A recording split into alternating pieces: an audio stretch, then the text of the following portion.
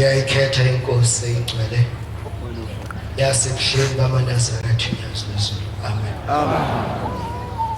Bantwana benkosi oguqile phambi kwenu unkosana uSigaxa wakwaMsimang wakhona la isandalezo. Nginikela la ngisina la konke ngikwenza. Amen. Oh baba ke bathi angiguqe ngifakazele umuntu omdala ubaba Mwelasi emagameni awakhulumile ngendaba kaShembe ukuthi ngempela kakhuluma lona ethutha uShembe uNkulunkulu ngempela. Nami ngisemfishane ngake ngezwa ngangisenyukhasela ngifunda isikolo ukhona umama wakwaXulu unina kaNcengane unkosikazi wakhona ukhona la uNcengane. Lo mama wakwaXulu uMelitha igama lakhe ukhuluma indaba kaShembe ngelinye ilanga uthi kwakuwo-84 ngalezo khathi kunodlame kakhulu la eGoli kwakusashiswa abantu. Uthi umama uMelitha wacelwa enye indoda wayenamaveni-ke ney'moto unkosikazi nje ukhuthele. Uthi uMelitha wacelwa enye indoda ukuthi ngicela mntakaMakwanyana ungithathele impahla zami uzise eGoli. Uthi wathi uMelitha kuphinde eGoli wathi eSoweto wathi angiyazi kahle iSoweto. Wathi hayi mase sifikile eGoli ngiyokulekelela ukuthi sihamba kanjani singena kanjani. Uthi nami impela wazithatha impahla zale ndoda ngifakaza abantwana benkosi indaba ekhulunywa abamathonsi ukuthi uShembe simlandelayo uNkulunkulu.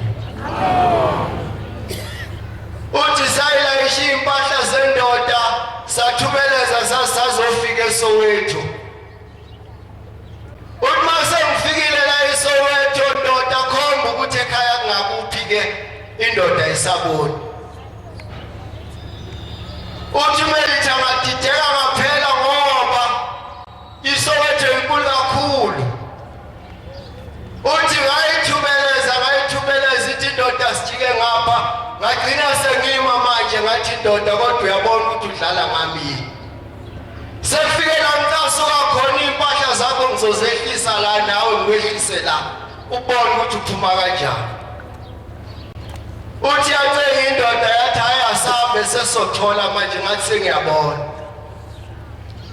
Uthi bathe beqhubeka ngendlela badlula inkulu lengane ishisa umuntu. Uthi kwangadlula imoto lapho kwangadlula lutho. Uthi ngazibona nami sengiphakathi ngathi hawu kodwa ngiyodlula kanjani ngase ngikhumbula lelo gama ubaba Mathonsi akhuluma ngalo likaShembe. Uthi ngambiza ngathi awuShembe Nkosi yami ungisusa kude kangaka ngizofela kude kangaka ingane zami ziyokhuliswa ubani na. Uthi kodwa ngazi ukuthi ngidlule kanjani lapho kulelo qulu lezingane ezayishisa umuntu ishisa namathayi ziginqa namatshe emgwaqweni. Uthi ngawelela ngaphesheya. Uthi khona manjalo sengithandaza ngithi sengidlulile Nkosi kusho ukuthi ngizela ukuzokufa la Shembe ngisize. Uthi ngabona indoda iza kanje igqoka isudu egrey ifaka umhela lomnyama yamisa imoto kanje. Uthi awathi kodwa nale ndoda enhle kanje ishisa abantu. Uthi yathi entombazana ufunaphi? Uthi ngathi chaza baba ngoba mina ngazi la esiyakhona. Uthi indoda yathi chaza yathi wo sengiyabona. Uthi yathi ngizogibela la ngemuva ngizokulayela ukuthi hambe kanjani. Uthi indoda yathi hamba kodwa. Uthi yathi jika yathi yehla yathi shona ezansi yathi jika. Ngilalela le ndoda manje kusho umama uMelitha. Uthi inqondo ayiseko sengiyishayela imoto kodwa ngiyazibona nje ukuthi hayi kusho ukuthi ngaye lo mhlambe uyangithumba ngiyobulawa. Uthi kodwa ngayi isimanga sale ndoda yathi mayithima la ngama. Uthi indoda yayisibona ingane zayo yajabula kakhulu yathi awunake ekhaya sesitholile mama. Uthi umama Melitha awamangala ukuthi hawu wabona ngoba sesifikile indlela engaka sihamba nawe ungaboni bekwenze njani kanti. Uthi wasehle emotweni ekhipha u10 rand ethi ufuna ukukhipha enikeze le ndoda emyalela indlela. Uthi maye ibheka indoda ngemuva akasayiboni. Shembeke lo lapha. Akadingi ukuthi uzomchaze mayithe umhelane wathi isudu egrey uShembe. Kodwa ke ubona abanenhlanhla. Ubona abahamba emphondweni ezimemezelo zezwi lakhe. Ubona abantu mabefikile la ngesabathi abalalele phansi bazokwenzana. Hayi ukufika late esontweni maNazaretha. Ngiyaxolisa ukudlula lapho. Ngihleze eduze kwentambo la. Abantu abaningi bafika late esontweni. Futhi abanaki noma sebelate ukuthi ngilate. Kufanele ukhombise ukuthi ngilate. Babethe baba mawulate esontweni khombisa njengakwamlungu. Kwamlungu awuthi ulate uhamba ukuthanda kwakho. Uyohamba usheshe umlungu abone ukuthi ulate ngempela. Futhi akekho lana ngazi ukuthi izolo bekuyisaba iqhawe isandla sesabatha namhlanje kuzosakubeyisabata. Makuthi isitimela sigibele silate gibele sase SA kakhulu ufike eqala esontweni. Ngiyaxolisa ukudlula lapho. Uthi uMelitha wase ngimbabaza ngambona uNkulunkulu wasezulwini uShembe ukuthi awukhona usenami amen.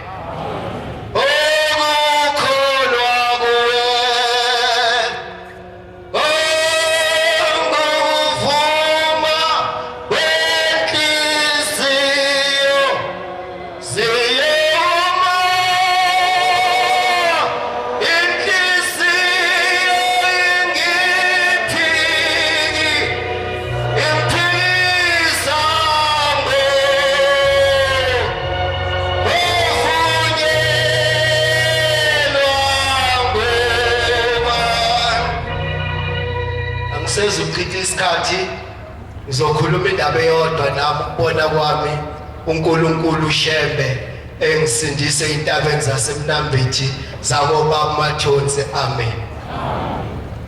Ngangumfanyana nami njengoba ngisho ngithi ngiwala ekhaya eNazaretha, futhi ngiyajabula njengoba ngila isanda nezwe ngizizwa ngisekhaya. Akukho la khona okushoyo kimi ukuthi ngabaleke emaqhaweni ngaqoqwa abafowethu badoza sisanda nezwe kuyasondwa khona. Sengiphelele la. Ngangizama ke kwakha nami bantwana benkosi umuzi kababa wami akhula nabo babethu umshefana uDrasel. Njengabafana bonke basesontweni ngacela intombi nami ngazama ukulobola abangaloboleka, ngazama ukulongisebenza kahle ngena inkinga ndawo. Kodwa sekwedlulile konke ukuzama kwami ngelinye ilanga kufika omunye umfowethu esasilobola naye, ongumfowethu ngokwasekukholweni ngisedube. Uthi lo mfowethu, hayi mfowethu ngibuye ekhaya eMnambithi, ngikhulume nomzawami njengoba sifuna inkomo zokulobola. Uthi angakutholela inkomo ngakunikeza inkomo. Hawu mfowethu sesiphekela kangaka. Yebo, hayi kulungile. Manje uthi ngingambona nini? Wayesethi lo mfolo, hayi ake simfone lo mzala sizwe ukuthi ningabonana nini. Afone nangempela efone lo mzala wakhe cha. Bakhuluma athi hayi noma nini. Ngithi hayi ngoba umsombuluko namhlanje ngitshela ukuthi ngoLwesithathu ngizokwehla ngeMnambithi ngiyobona inkomo. Nangempela sivumelane bantwana basezulwini, ngifike eMnambithi edrobheni sekuyayisheshisa indaba. Ngifike eMnambithi edrobheni ngimthole umhlangabezile angise kuloyo mzala loyo ngiyobona inkomo. Manje ngifike enkomeni ngithola ukuthi inkomo ayidayisayo lo mfozi inhle kakhulu, inkomo zesinguni. Hawu ndoda, athi hayi leza kulutho zokukhethela izinhle kakhulu ukudlula lezi. Ngijabule kakhulu ngoba nami sengibona ukuthi sengishiwe isikhathi. Kanti nendoda engangiyilobolelayo, engangiyilobolela indoda eqaphelayo izinto kakhulu. Mfundisi omkhulu ngiyamazi. Hawu ndoda, phuma sithola nini inkomo? Ithi le ndoda, hayi kule weekend ngizobe ngekho kunomsebenzi ekhaya elikhulu, ngeviki elizayo kofika. Zimali national ngathola izindaka athi ngizokunika lo 8 ofunayo. Hambe ke nami ngiyogwaqaza njengomfana ke. Ngihlangahlanganise kuhlangana. Bese sibeka usuku lokuthi kuzodlula leli sabatha, ngesabatha elizayo ngizogibela ngize eMnambithi.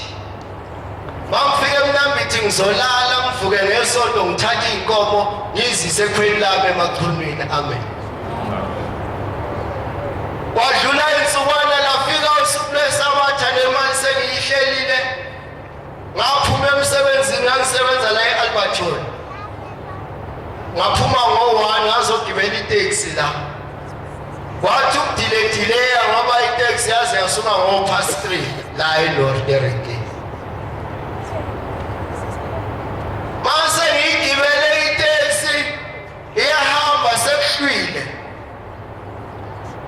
Kwakuyi-24 zikaSeptemba ngo-2005. Sahambe masiyofika eMnambithi sifika sekuhlwile. Ngifonela umfana lo mhlangabezile, umfana ukuphila athi hayi nyeza bro, nyeza ilinda kancane lapha egarage. Ngilinde hawu mfana ukuphi, athi nyeza. Uyafika umfana ufika nabanye abadakwe baphelile sekuhlwile. Hawu ndoda ngalesikhathi hayi ndoda na usuke wale kakhulu nezimoto eziyamachibini seyiphelile. Kodwa sithi ukulinda kancane khona usibanibani ozodlula ngekhumbi yakho uzosithatha. Asuke futhi ahambe nomfana athi linda la sobuya sokuthatha khona. Uqala wovalo lomshaye. Ngoba nomlando wasemnambitha umuhle angisho ukuthi kwamakholwayo kwabangakhona. Ngizibona ngisenkingeni bantwana basezulwini. Kodwa ngithi ngoba ushembu khona uzongibheka. Ngicabanga ngifuna ukuya police station ngibona ukuthi ngeke kungisize ngalutho sekuhlwile. Ngiphethe imali eningi ngigaxa uJosaka la unemali phansi ecathulweni ngiyifakile nakwezinye indawo la kufihleka khona kugcwele imali. Abuye nomfana sebebuya nekhumbi. Nayi ikhumbi ndoda sambe hayi ngigibele ke. Ziyaduma la phakathi ngihambe ngiyohlala ekusithini ngemuva elandela iback seat. Kusuka omunye umfana kulabo beze nekhumbi eze kima ndoda angazi ukuthi imali ungayifihla kanjani ngoba zwile ukuthi khona igebengu ezikhishiwe thiwa zobamba umuntu obuye egoye uphethe imali. Ngithi mina ngiphethe imali ngiphethe u50 bazothatha u50. Ngifaka isandla ekhikini mangithi ngibuye no50. Ithi inkomo kanti uzosithenga ngani? Ngithi mina abafowethu bazofika nemali ekseni. Isuke la ibuyele phambili le. Bakhulume bese kuza lo mhlanga bezile. Hayi ndoda ngazi imali kungayifihla kanjani. Hayi asathembe lutho. Ngithi mina imali yakhe azothenga ngani? Ngithi u50 now. Hawu imali ngithi kusasa sizozana abafowethu. Ihamba imoto bantwana benkosi ngikale ngethuke manje. Labantu engihamba nabo badakiwe baphelile. Umuntu ophuzile ingqondo ayipheleli kahle ngesinye isikhathi. Ngihambe ngeze imoto isehlise la isehlisa khona. Masehla sibathathu. Masehla endaweni ephezulu kanje masithi sibheka ngezantsi nali iqulu labafana abancane kabi. Basihlangabeze ngenhlamba. Basibize ngomama bethu wathini omama benu sithi baseduzana hawu wesibanibani. Hawu sorry madoda. Lapho uNazaretha angisathukanga ngiphelile. Ngiyazibona ukuthi vele indaba yami iphelile akukho kwenze njani. Labafana bangibabheka iningi labo liphethe ibhamu ingane encane kakhulu. Kodwa sezazi ukuphatha isibhamu. Ngiyaguga mina namhlanje angaze ngisithinte ngesandla. Akusho futhi ukuthi lokho ngiyibhaka. Bese laba ngihamba nabo basale kuleli qulu abafana ngedlule kancane sambe endaweni ekukhali nezihlahla akukho umuze ngiwubona. Ngiye phansi kwesihlahla ngiphethe ifoni la ilokhu ivibrate njalo. Mangiyikhipha ngiphansi kwesihlahla ifoni ngiyabona ukuthi awungifonelwa umama. Ntombi yakwaMazibuko ngiyabona ifuna ukwazi ukuthi ngihambe kanjani. Sengisaba ukuyikhipha nefoni ngoba nayo ngokwayo inyama. Ngiyibuyisele bese ngiqhubeka ngendlela. Usuku omunye equlwini eze kimi endoda. Hey, ngathi kuyabheda solo ngathi labafana bakhishiwe ukuthi bazokubamba inkunzi. Imali uzoyifihla kanjani ethi akuphethe imali. Ijikele ndoda ngokudangala ibuyele equlwini. Ngibeze sebekhuluma bebaningi bathi ayasambe kusiyodla inyama kwasibani babo. Bamqhubeka ngendlela asondele lo bengihlangabezile ngiyolala kubo bese sivuka ekseni siya kule ndoda edayisa inkomo.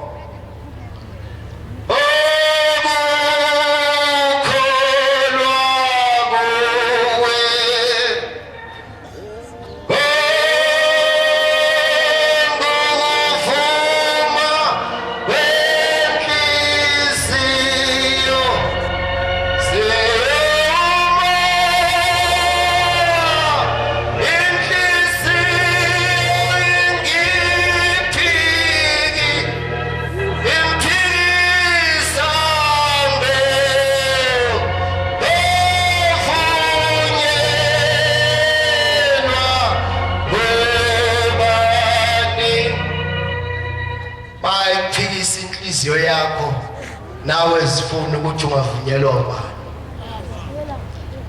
Ngaleso sikhathi ngihamba nalensizwa isithi asambe siye ekhaya, hayi bayabheda laba, idaki liphelile.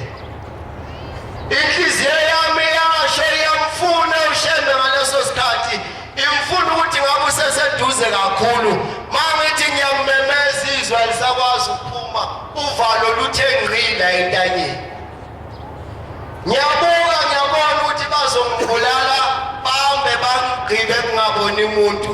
Noma ngamemeza kangakanani ayikho imize khona eduzane, kusho ukuthi indaba yami iyaphela vele namhlanje. Umuntu othi mayesesontweni enza izinto zasemhlabeni ephakathi esontweni. Bantwana basezulwini njengoba sikhethiwe uNkulunkulu wasezulwini, unyazi lwezulu lwasiletha la kule ndawo yaseSandanezwe sizele ukuzogezwa.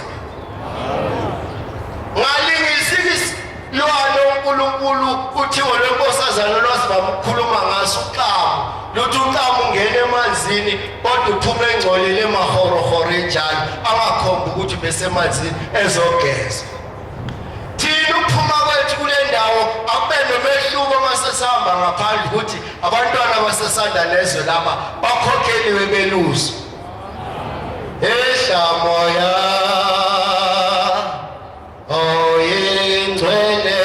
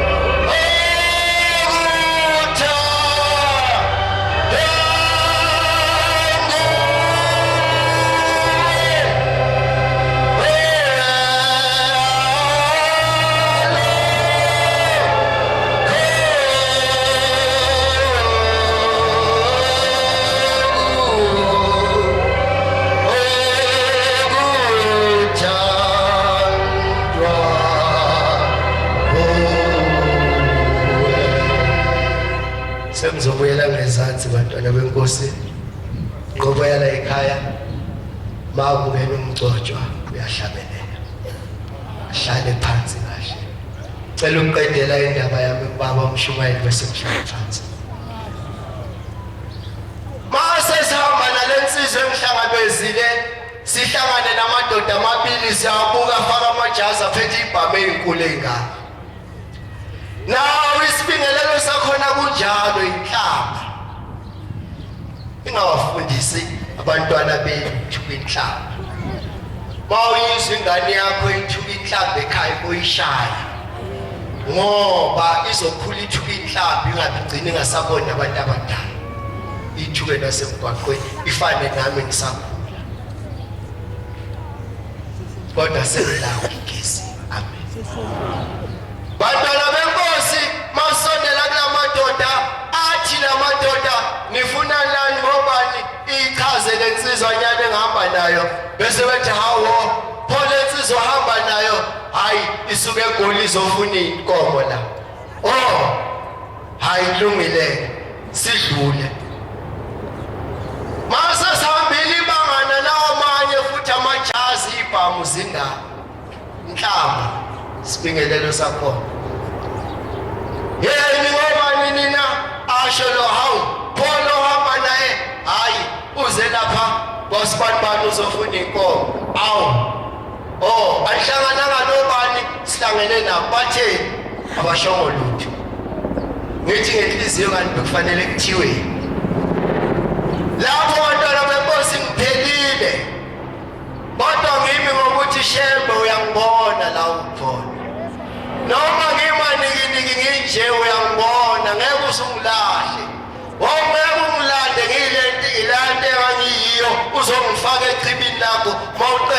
uyongibulala kude kangaka emnambeni uvumela abantu bangibulala.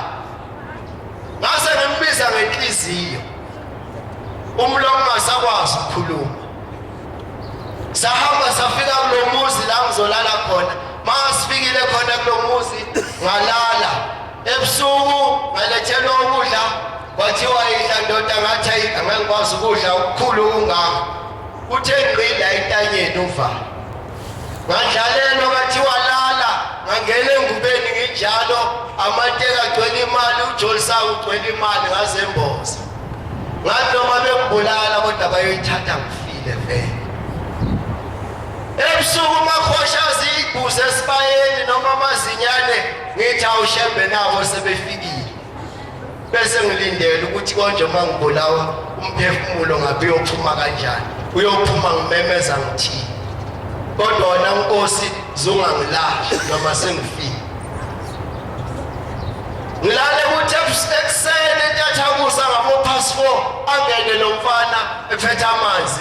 Hayi ndoda gesi izinto zakho izoshesha esambe siyothatha inkomo. Awu ekusengakala ngithi mina akulungile. Bese ngigeza kancane kancane. Angene umfana waqedi namanje phutisi isikhathi siyahamba ufuna silanda inkomo. Ngithi hayi sengiyaqeda. Ngenze kancane kancane ngithe ngizwa kwakubantwana basezulwini ngelinye ilanga ngikhuluma le ndaba. Inkosi ikusisele kuzwini.